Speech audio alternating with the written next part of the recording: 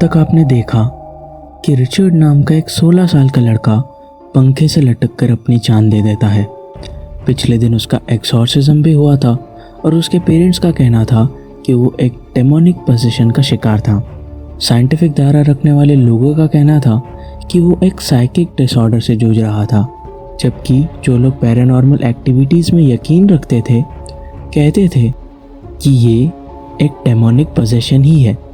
Officer थियो इस case की इन्वेस्टिगेशन शुरू करते हैं और रिचर्ड के पेरेंट्स से उसे कुछ खौफनाक इंसिडेंट्स भी पता लगते हैं। साथ ही रिचर्ड के रूम से एक ग्रैंड ग्रिमोर नाम की बुक भी मिलती है।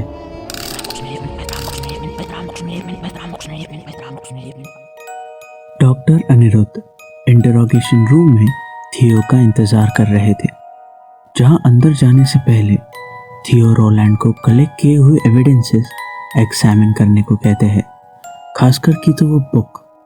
इंटरोगेशन रूम में थियो पूछते हैं कि रिचर्ड को क्या प्रॉब्लम था, जिस पर डॉक्टर अनिरुद्ध बताते हैं करीब 1 महीने पहले रिचर्ड के पेरेंट्स उसे मेरे यहाँ लेकर आए थे।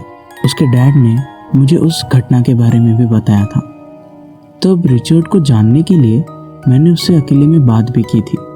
रिचर्ड ने मुझे कहा था कि उससे ये सब कोई और करवा रहा है, मगर सच कहूँ तो ऑफिसर, मुझे ऐसा लगा ही नहीं कि मेरे साथ उस रूम में रिचर्ड था, क्योंकि उसके पेरेंट्स के हिसाब से वो बहुत ही चीयरफुल लड़का था, मगर उसकी बातें बहुत ही डार्क थी और वो बहुत परेशान था।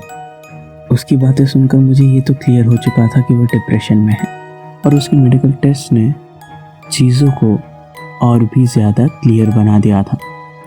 दरअसल रिचर्ड को डिसोसिएटिव ट्रांस डिसऑर्डर हुआ था, यानी कि मल्टीपल पर्सनालिटी डिसऑर्डर। उसने अपने आप को कंप्लीटली भुलाकर एक अलग आइडेंटिटी बना ली थी, जहां वो ये यकीन करने लगा था कि वो पॉसेस्ड है, जिसके चलते ही उसे अजीब आवाज़ें सुनाई दे रही थी। वो डिप्रेस्ड हो गया था और उसका बिहेवियर बदल गया था। और उस घटना के दौरान भी रिचर्ड ने एक अलग आइडेंटिटी अपना ली थी और उसके हिसाब से वो पॉसेस्ड था। और उसने उस दिन जो किया वो एक हॉरर मूवी का ही सीन था जो उसने कभी देखा था और उसके दिमाग में रह गया और उसके सबकॉन्शियस माइंड ने वही सीन रिपीट किया। थियो पूछते हैं, फिर आपने उसे क्या ट्रीटमेंट दी? जिस पर डॉक्टर कहते हैं, इस डिसऑर्डर का मेडिकल साइंस में अभी तक कोई कंप्लीट क्योर नहीं है, मगर साइकोथेरेपी बहुत हद तक हेल्प करती है। और उसका भी ट्रीटमेंट शुरू हो गया था, लेकिन उसके लिए रिचर्ड को ये यकीन दिलाना बहुत ज़रूरी था कि कोई सुपरनैचुरल एंटिटी एग्जिस्ट नहीं करती है।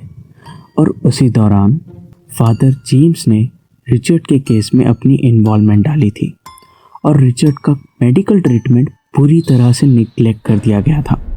और बाकी सब तो आप जानते ही हैं। आज अगर रिचर्ड इस दुनिया में नहीं है तो उसका पूरा ब्लेम फादर जेम्स को जाता है। थियो इंटरोगेशन ख़त्म करते हैं और रोलैंड से मिलते हैं। जब वो उसे द ग्रैंड ग्रिमोर के बारे में बताता है, वो बताता है कि ये एक ऑकल्ट बुक है जो कि ब्लैक मैजिक और डीमंस को बुलाने के बारे में बताती है।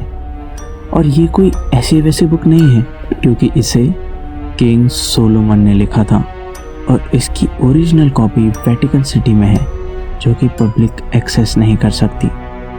ऑनलाइन इस बुक के कई वर्जन्स हैं और रिचर्ड के पास उन्हीं में से एक थी। सबसे डिस्टर्बिंग बात ये थी कि इसके अंदर बहुत ही भयानक रिचुअल्स थे और रिचर्ड के कमरे से हमें ऐसे और आर्टिकल्स भी मिले हैं। उसकी ब्राउजिंग हिस्ट्री भी पूरी तरह से सुपरनैचुरल चीज़ों से भरी हुई है। तब थियो कहते हैं कि शायद यही समय है कि हम फादर जेम्स से इंटरोगेट करें।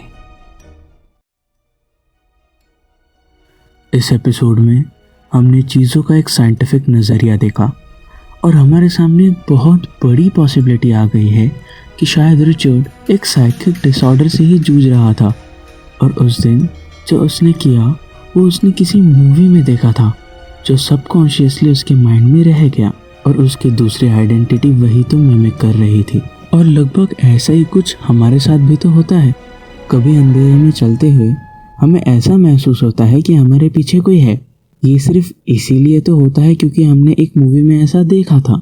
शायद रिचर्ड के साथ भी ऐसा ही कुछ हो रहा हो, मगर रिचर्ड के साथ तो कुछ भयानक ही हो गया था। और उसकी इस आइडेंटिटी एग्जिस्टेंस में कैसे आई? क्या फादर जेम्स रिचर्ड के मौत के लिए जिम्मेदार है? Thanks for watching. पीस।